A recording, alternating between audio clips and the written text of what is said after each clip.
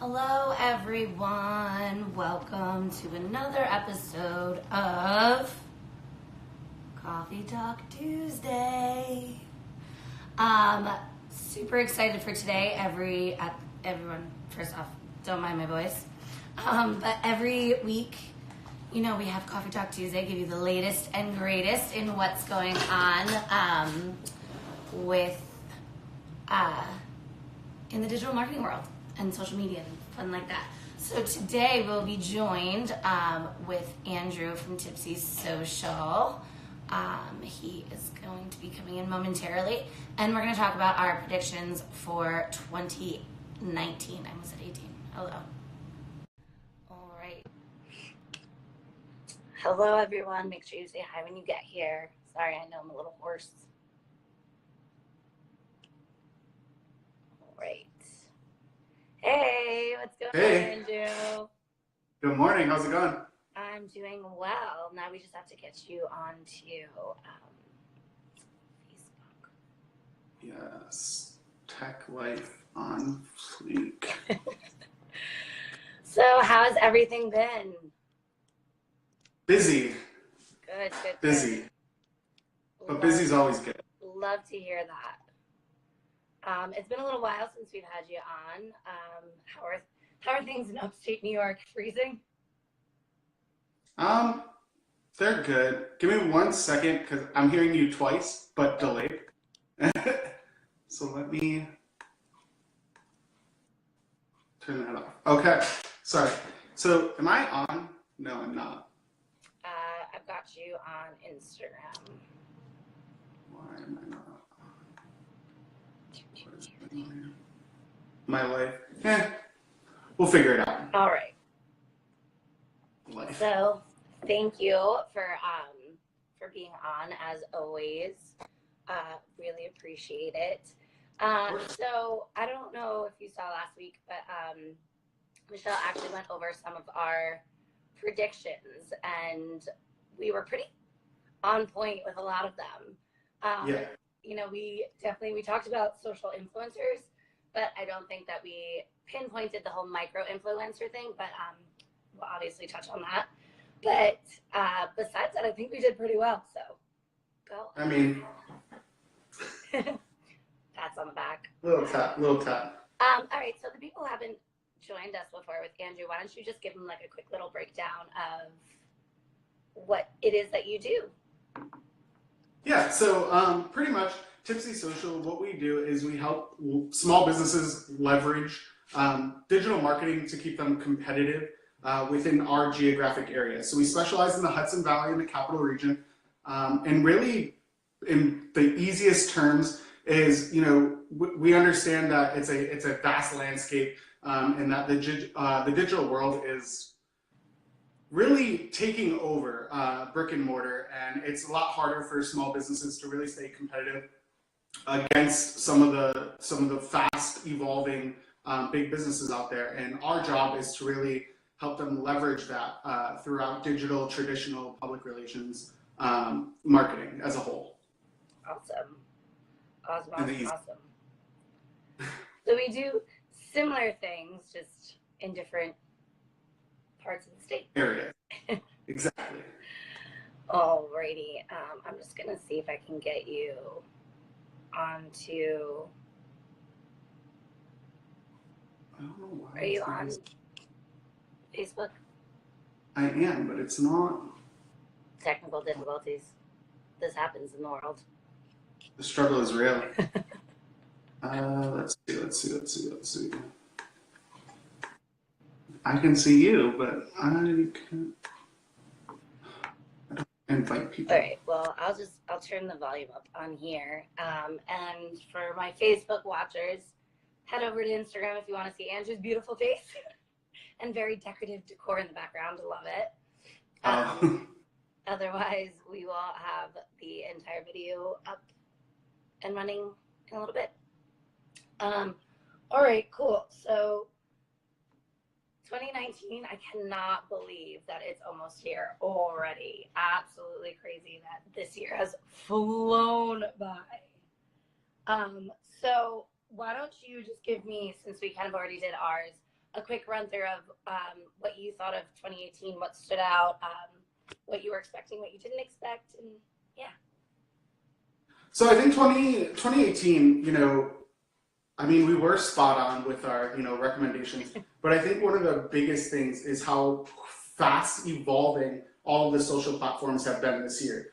Rolling out new features almost overnight, and really kind of testing the waters by actually introducing features to a majority of the audience to get feedback to see if it's working. And then when they're not, they were quick to, obviously get rid of it and say, oh, we tried this didn't work. But I think that's one of the biggest trends that I saw in 2018 among social platforms and, outside of the social media realm and digital marketing as a whole, is this year really showed that it is a highly competitive landscape. So people are quick to try everything they possibly can to really beat or get ahead of the competition by just doing without formalizing or thinking through a lot of things or really testing. But that's the only way that they could get ahead.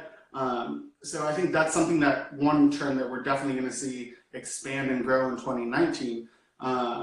So from that to some of the other elements that we touched on when we're talking about influencers, we did touch on that, but we did not anticipate, the power of micro influencers this year, which I should have seen. I should have seen coming because it makes sense. But that was one thing that we didn't really, go on, and that's something we saw across the board this year.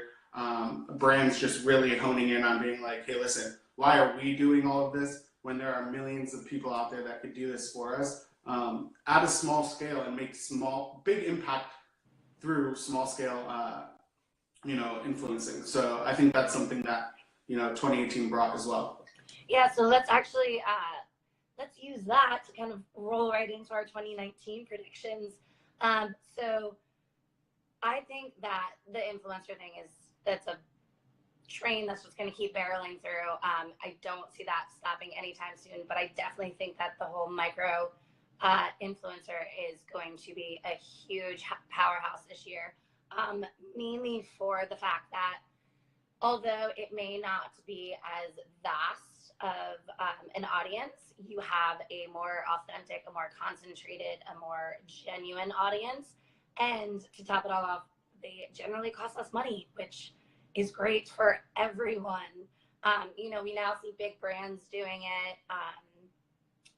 Google did it with their new laptop and stuff like that. So my big prediction is that we're definitely going to see more micro influencers.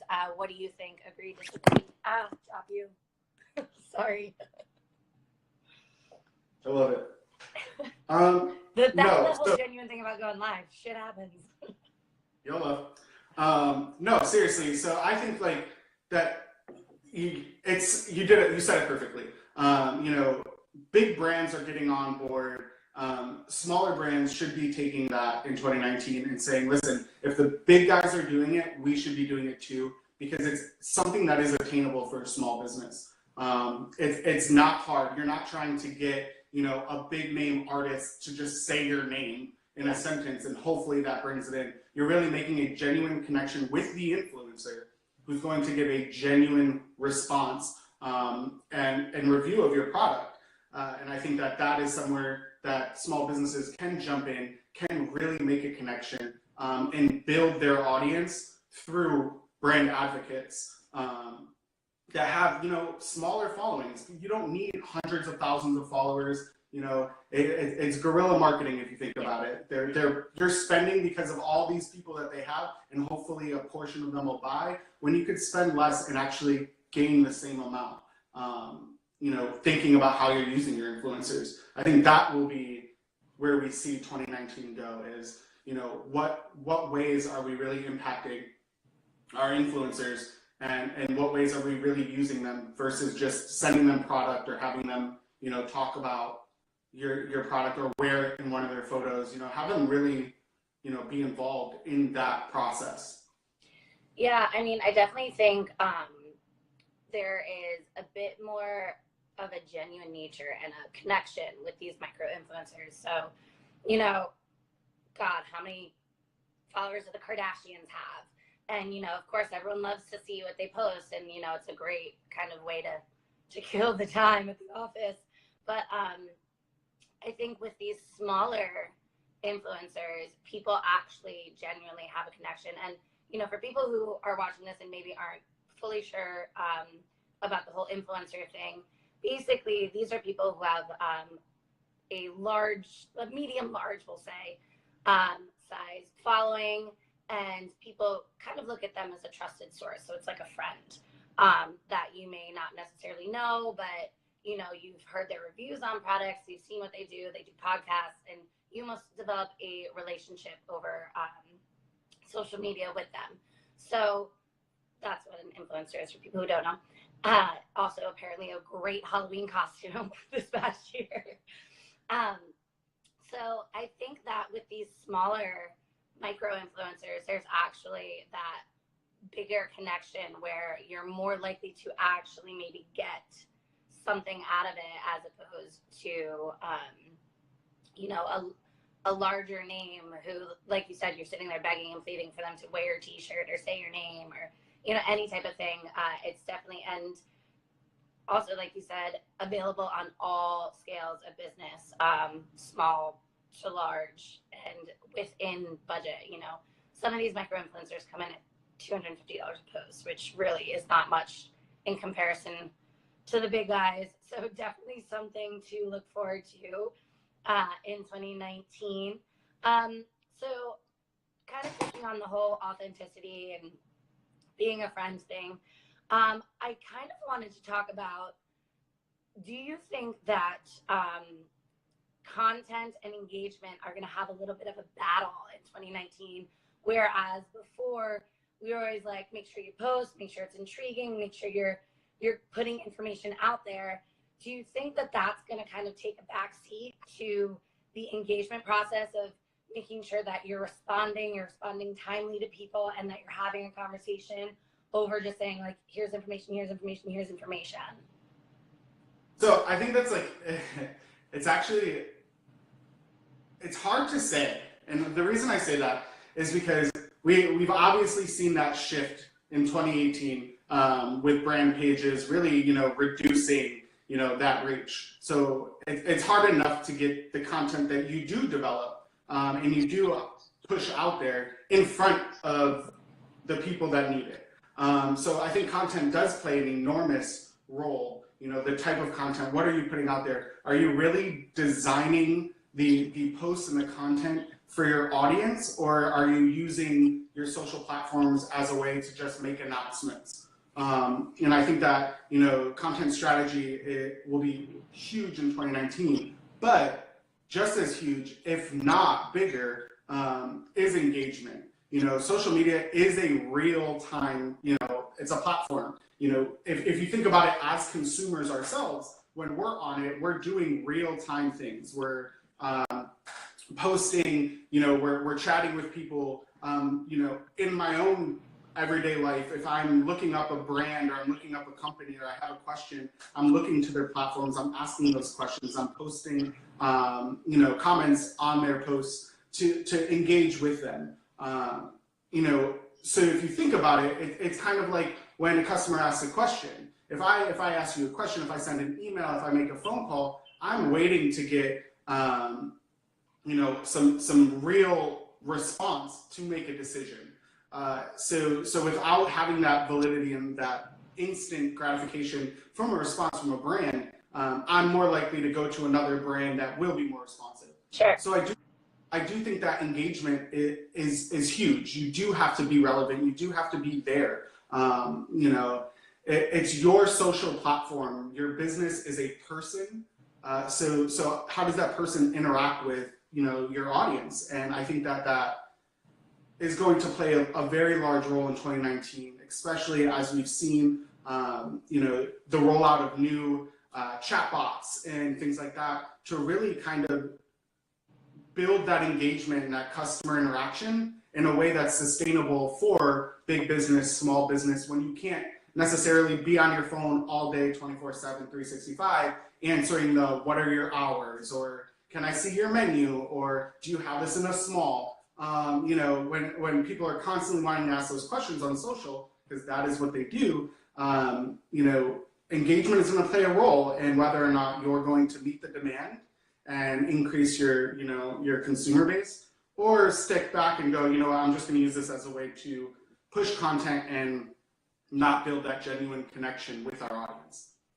Yeah, and I mean, we've said this before where, social platforms are exactly that. They're social. They're meant to be social. You're supposed to kind of have that two-way street of a conversation. And I think up until this point, people have kind of gotten away with being just like the soapbox of this is where I push out my content. And, maybe try to capture a few emails or things like that. But I think that engagement is going to really start to come kind of equal playing field with content. And, we're going to kind of touch on social listening later, but really paying attention to what is going on within the realm of digital around your brand, around your product, actually going out there and seeking information, what people are interested in, and, using that to kind of curate your content. So this way you are answering questions that, maybe one person has, which probably 20 other people have. But I think that and once again, we're going to get into chatbots and AI, but I'm going to slightly touch on it now. With the kind of technology increase, that engagement, that where people were like, oh, I can answer them, maybe in a couple hours. That's not a thing anymore. Like, you kind of have to be on the ball all the time, and they want instant gratification, and someone who's, like you said, there to respond. Otherwise, I'm going to go see if this other similar brand competitor is, awake, I guess, or able to answer my question.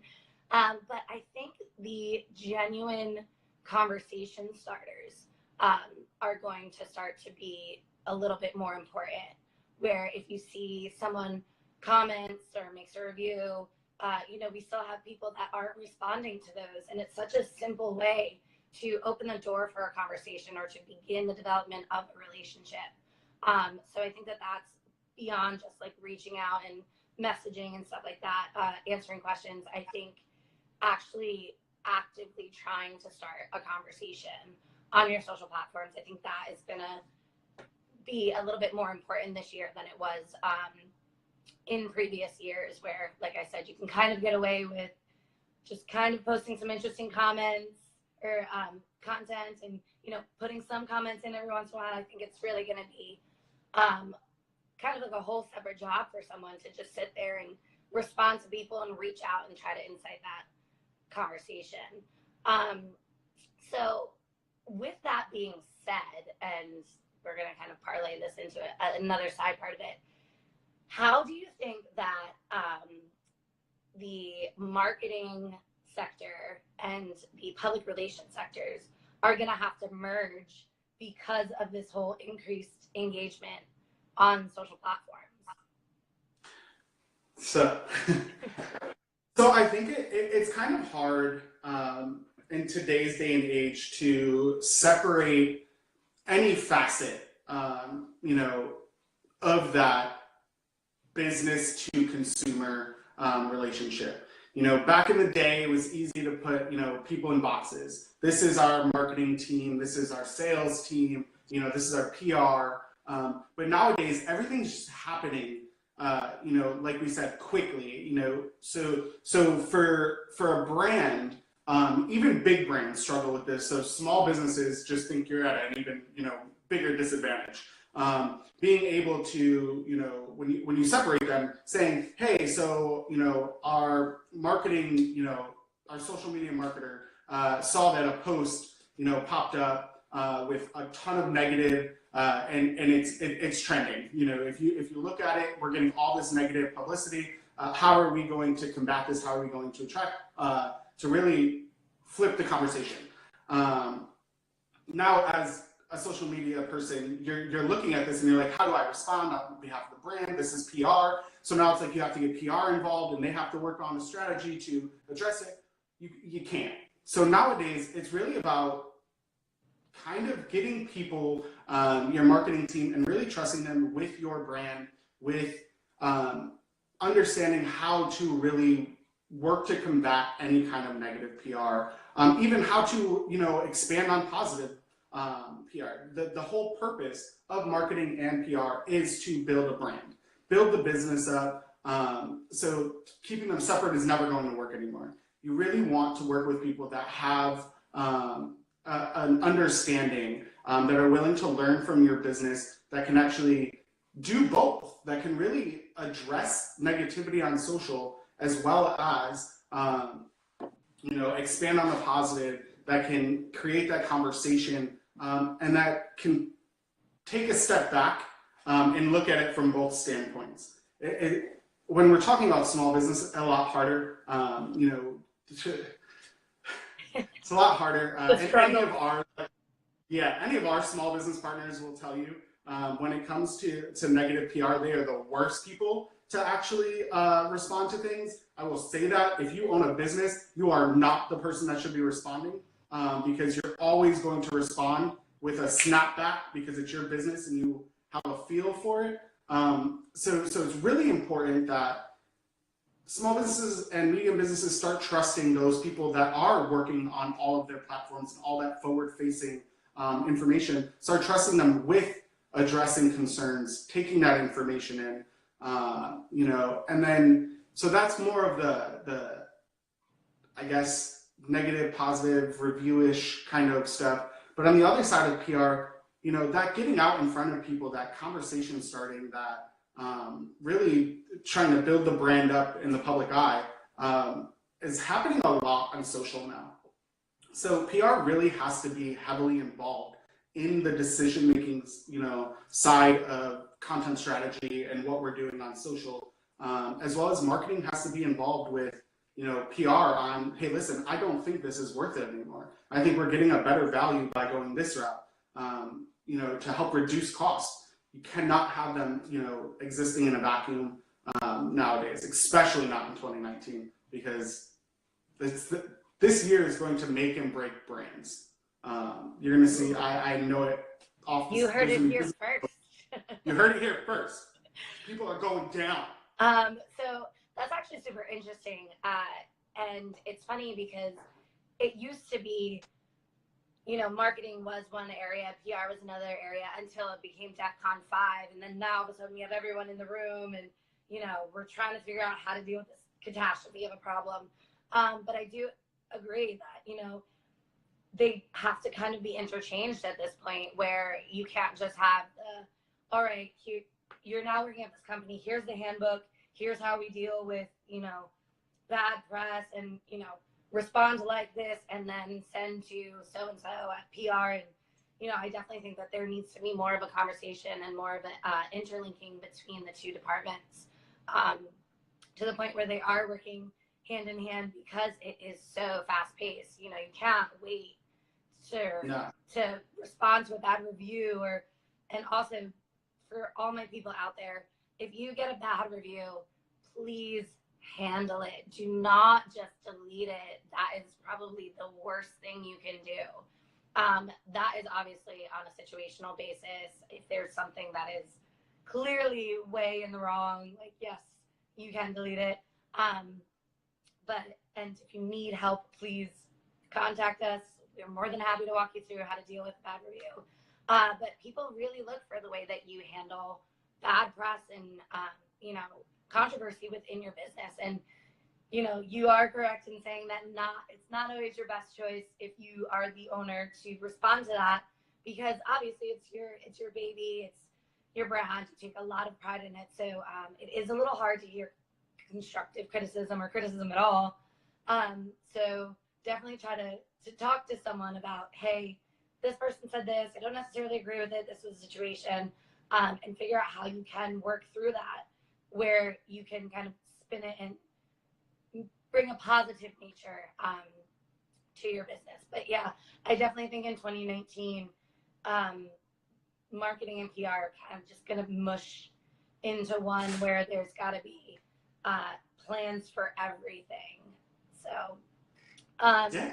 very, very interesting. So, kind of rolling on to our next point with the real time conversations and engagement and stuff like that. The rise of AI, artificial intelligence, chatbots, automated messages. What is to come, Andrew? Tell us. So, I mean, we touched on it briefly last year, and we were right, naturally. But it's bigger than ever. You know, platforms are starting to really integrate all of these ways for you to kind of interact with your audience on a scale that is manageable.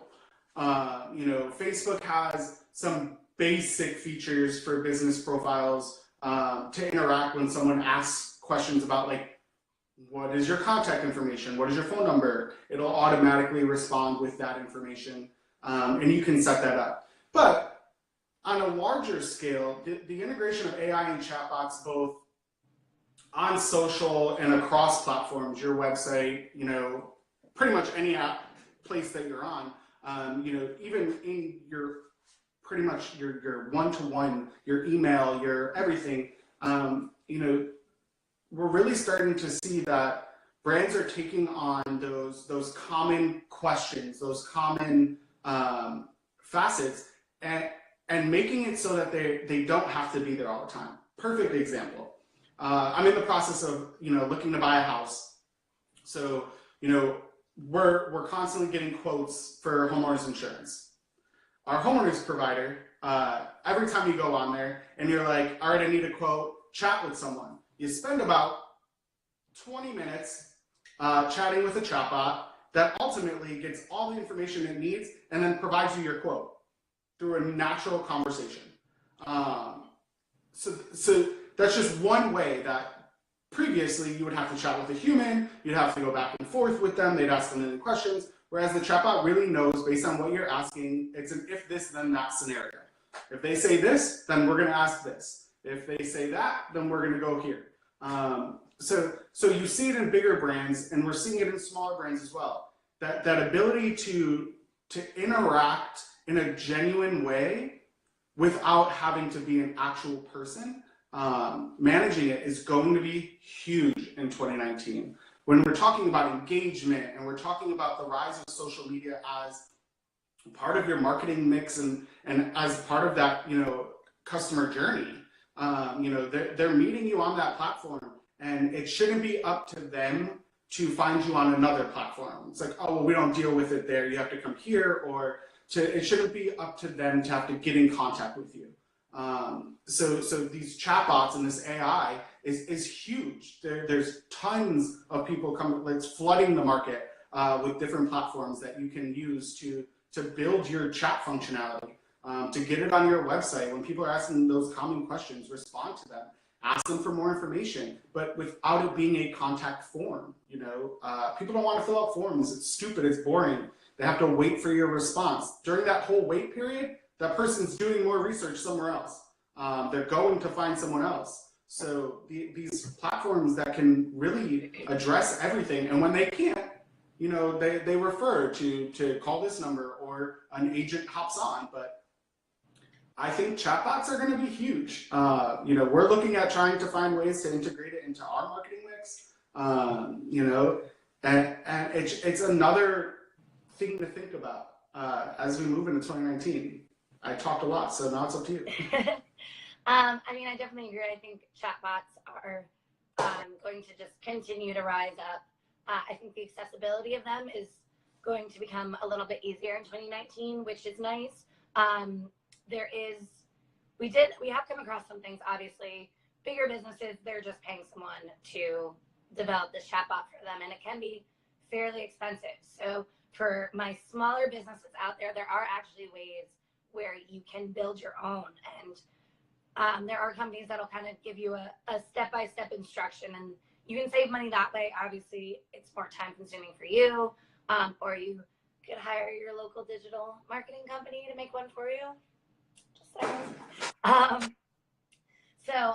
You know, I definitely think chatbots are on the way up. A really simple thing for everyone out there. If you guys don't have your automated messaging on for Facebook, I mean, super quick and easy. Get that done today. It makes it more personal, and, you know, you're more likely to kind of engage someone that way.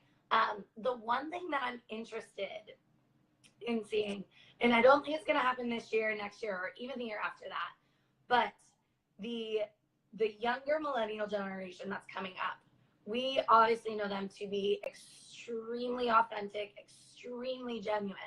So I wonder if after a couple years of these chatbots being integrated, if they're gonna kind of fall off or kind of be met with a little bit of animosity from this younger generation who maybe doesn't have majority of the buying power now, but, you know, 5 years down the line, when they do start to come into that bulk of money, if they revert almost back to old school ways of, no, I want to talk to somebody on the phone. So I don't think it's happening in the next, you know, 5 years or even maybe 10 years, but definitely I'm going to be intrigued to see if down the line things end up kind of reverting back in a different direction.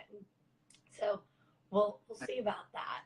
All right, so tapping into the authenticity thing, stories we saw make a huge rise this year. You know, the whole instant live thing started with Snapchat, kind of got stolen away by Facebook and Instagram. But stories these days are absolutely huge, you know, huge engagement on it, huge reach on it. So how do you think that stories are going to take off in 2019? And I'm kind of thinking of this in terms of live video such as we're doing now, as opposed to maybe pre-recorded video that you then post on your platforms. How do you think that is going to change, or is one going to outweigh the other in 2019? So I think one of the biggest things that everyone has noticed is that video is the way to go. How you go about it, I think, is more so part of what you're doing and the thought process behind it.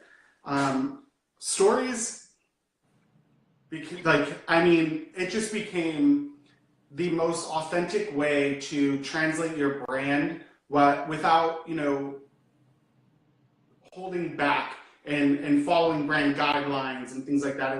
It's a way that you can really just interact, show things that don't have to be perfect. Live videos, things are never perfect. Dropped you before. And that's what happens. You know, it shows that authentic self and that the authenticity. It shows behind the brand, behind the scenes of the brand.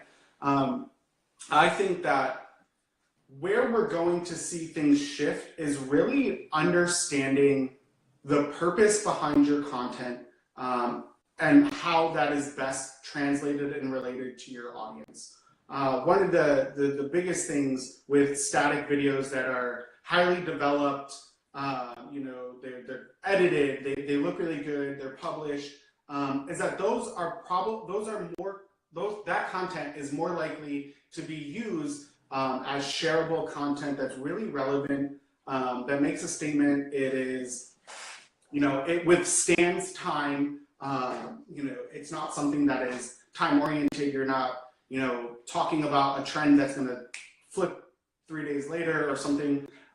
You know, these are really videos that are there to inform. Think of things like BuzzFeed, and, you know, those videos, you know, they withstand the test of time. You'll see a video once, and then 2 months later, you'll see that video pop up in your feed all over again because people are still talking about it. They really withstand the test of time.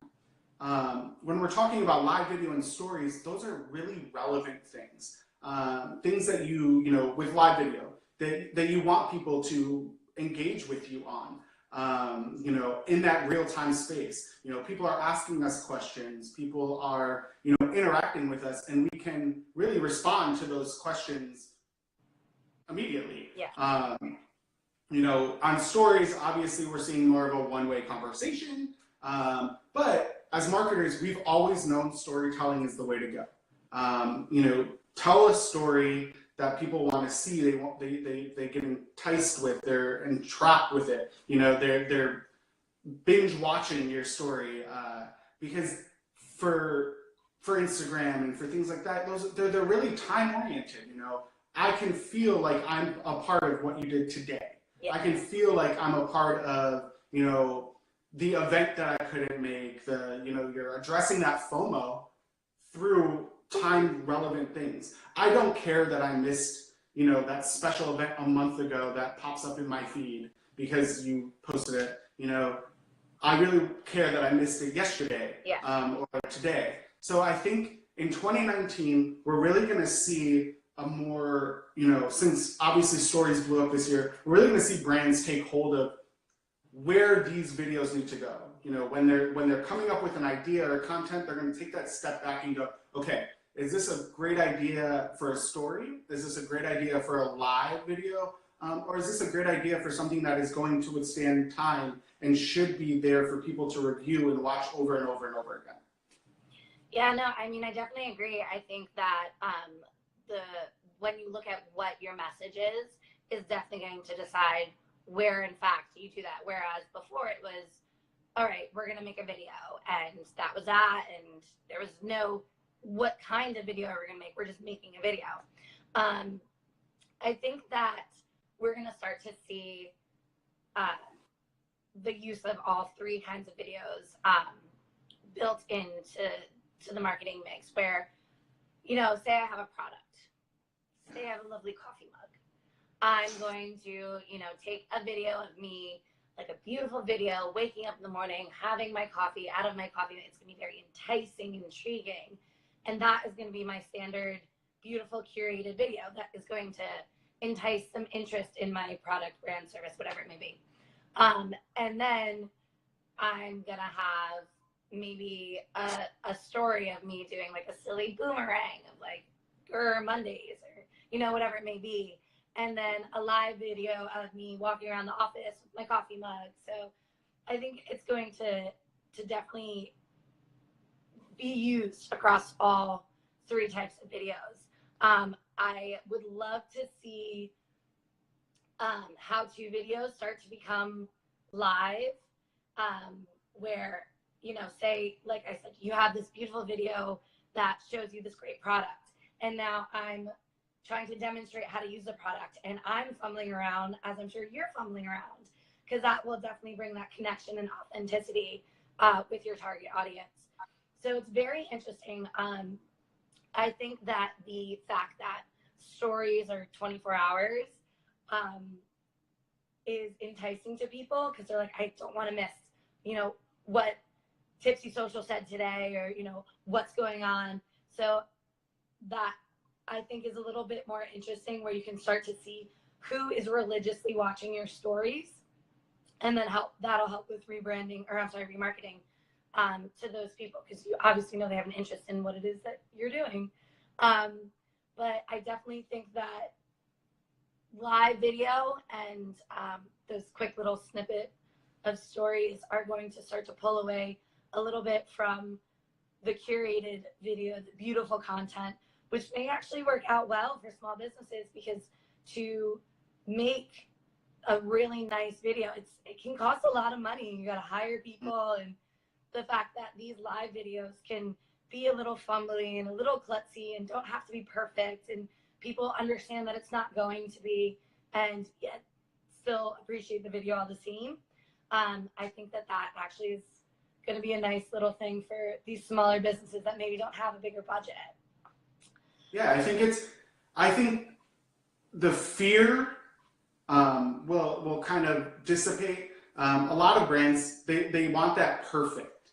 You know, they want to showcase, they don't want to show the faults of a product they have, or show, you know, people not being able to use it exactly how they intended it to be used, because they're like, no, this product has to be perfect. People want to know that what they're getting is perfect. that it's exactly what they need, it's going to work exactly how they want. But the reality is, it's not. Nothing's perfect. No product works exactly how you want it to work. Everyone's going to use your product differently, no matter how it's intended to be used.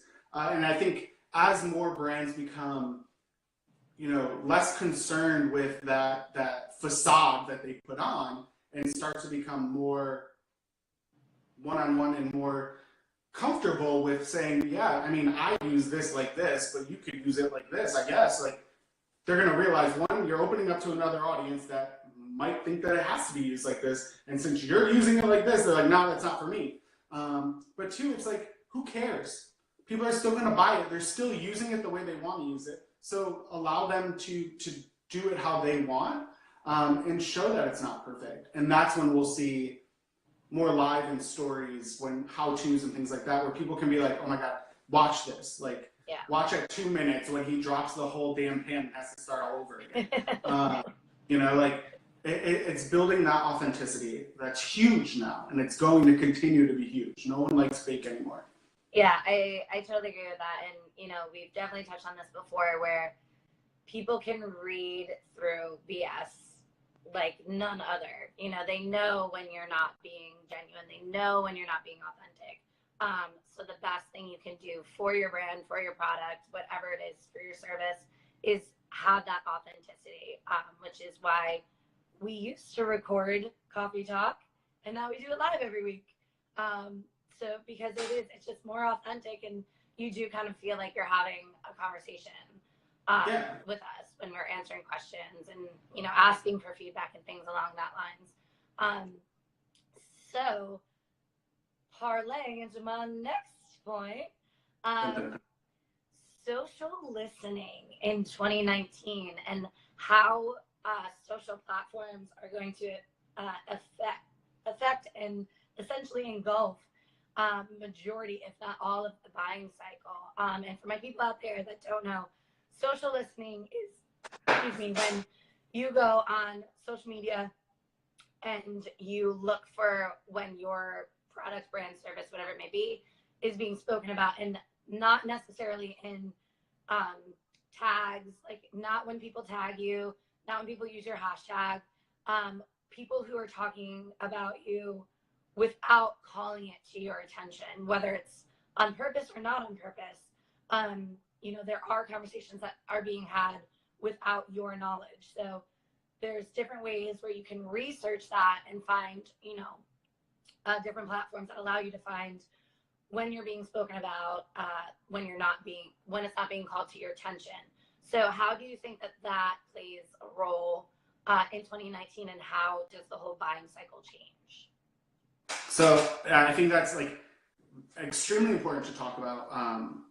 Social listening as one is very important. But as we move into 2019, I think that brands are not going to be successful if they're not trying to find out what people are saying about them when they don't want them to know. It's easy to see your reviews and, to get a notification, blah, blah, blah, left a 3-star review, and this is what they said. That's easy. It's the people that are having those natural conversations on social media about your product, mentioning your name, or mentioning competitor products, or just the type of product or service as a whole, and seeing what they're saying, really analyzing it. There's tons of software out there. We use it for all of our clients, and we're really intertwined in the conversation around their brand and around what they do in general in a given area. And as we move into 2019, that's going to be huge, because you're going to start finding more information about either what people think about your product, the barriers to getting to your product or buying your product. And at each one of those stages, you're really going to be able to address, that in your social presence. If I get a report that says, and I'm reading through all of these posts from people that mention the product or the service, and I notice a trend, I'm going to obviously address that trend where they're participating. Yeah. And I think that is going to be where we see a shift in, the consumer buying process where it's no longer, you can no longer just target one specific phase on any one platform. You really want to kind of spread the wealth, and the ability to do that on social media is huge. The ability to sell your products on social media helps you in the way of no longer are you just posting about a product and tagging your website for them to have to go to your website, then search through your website and buy it. Now you're talking about a product, tagging it, and people can essentially buy it right there. We see it with Instagram now. You have your Facebook shop, you put a product up, tag that product so someone can look at it, they can click on it, they can read through it, and then they can buy it. So when we're talking about the buying cycle, it's happening very quickly now. No longer is it a step-by-step process. Now we're getting a lot of overlap. People are researching and then buying. They're skipping, looking at competitors if it's in front of them. So I think the buying process on social media is going to be very different in 2019 for brands that decide to really put the effort forth in making sales on social media. When, with social listening, like we're telling people that they can find out what people are saying about them all the time. Back in the day, you had no idea. People are talking to their friends, they hate your product, they're telling more people who are now hate your product, who are telling more people who hate your product. Yeah. But now you can find that out and snip it in the butt quickly by addressing it on social before they would even tell you. So I think, in 2019, the trends that we're seeing with social listening, chatbots, and all that, it really is about getting involved and using all of these tools that are made for your business so that you can succeed. They are literally developed for you to do better.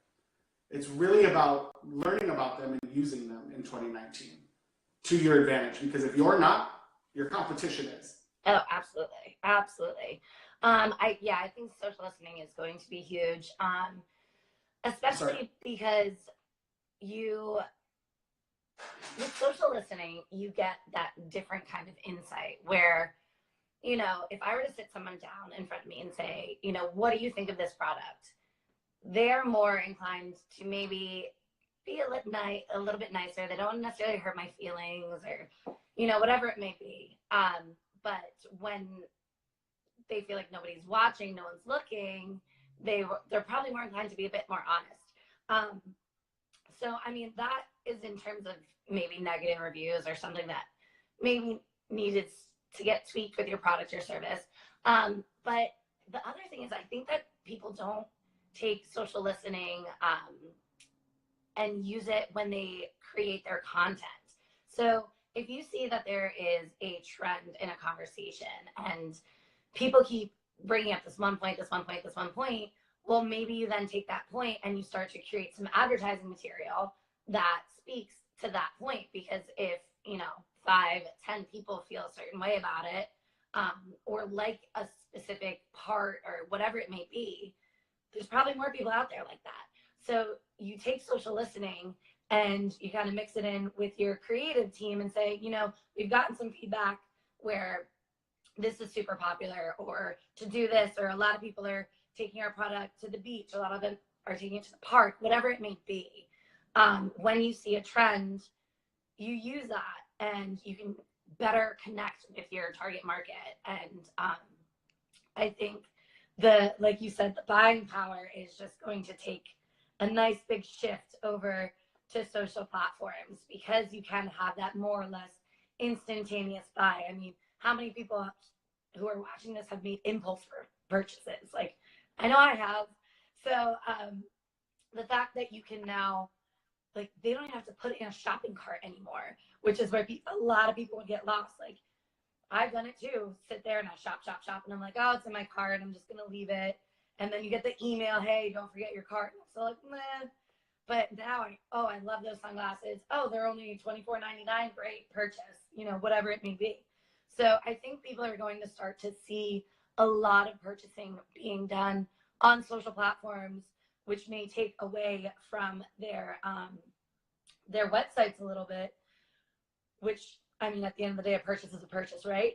But that also brings me back to my first point, where if you see that there's a big trend and you can now take that information, make really intriguing content, you now can have a push to buy because you already know people are talking about your product, service, brand in a certain light. So you appeal to that light. And then you're saying, hey, you can literally purchase it right here, right now, on a click of a button. And I think that people are going to get really excited about the fact, people on both sides, marketers and clients, potential consumers, whatever it may be. I think they're going to get really excited about that instant accessibility of being able to have something that speaks to me and being able to buy it right there. I think you said it perfectly. You know, social listening is that feature that can really allow you to get true, unbiased feedback without the audience intending for it to be feedback. How many times do you open an app on your phone and it's like, are you loving blah, blah, blah? And you know that no matter what you click, yes or no, it's going to either give you a form to say why you hate it, or it's going to say, review us and send you to the app store to review it. And 9 times out of 10, you're going to click out of it and be like, I didn't open this for that. So you're not getting feedback there. But I might have feedback. I might be chatting or talking about it. And social listening is going to allow you to see what I'm saying, to find those trends without having to execute surveys and all of this other stuff. It's a platform that's there working in the background, really gathering all that information. So it's about shifting where you're spending time, money, energy, etc. Yeah, and you know, a lot of people who review, it's mainly one of two things. You love it, you hate it. I hate it. The people in between, you're not really inclined to write a review. So especially, you know, when you get those forms, even if you love it, nobody likes to fill out a form. But if you had a really awesome experience, you're going to give a review, like say at a restaurant. Or if you had a really terrible experience, you're going to give a review.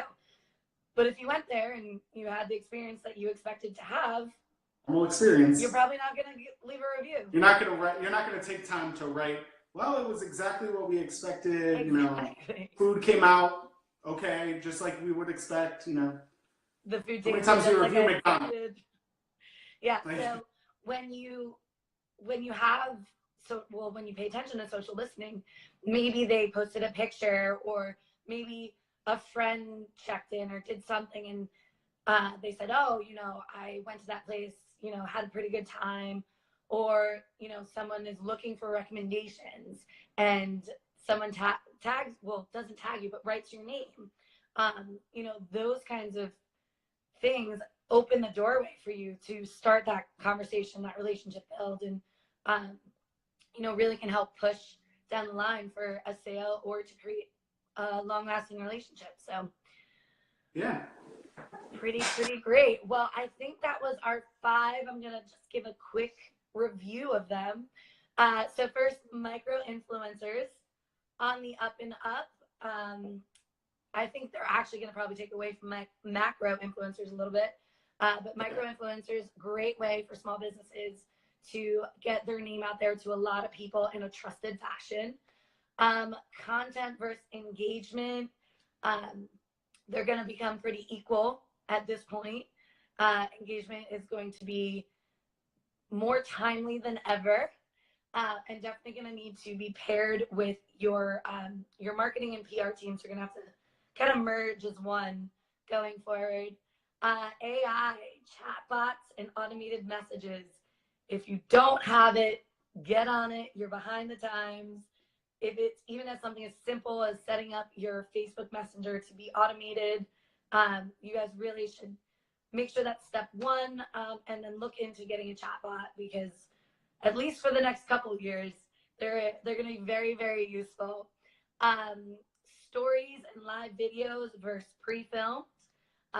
You know, video is the way to go for sure.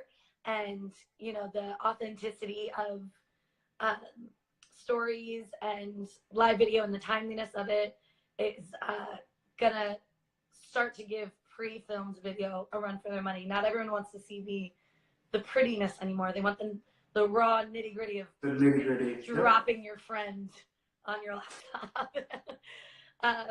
And finally, social listening and the buying cycle on social are going to start to be combined into one in 2019, where you got to know what people are saying about you. You have to appeal to what it is that they're saying, and make it easily accessible for them to purchase or get a quote, or at least make a phone call.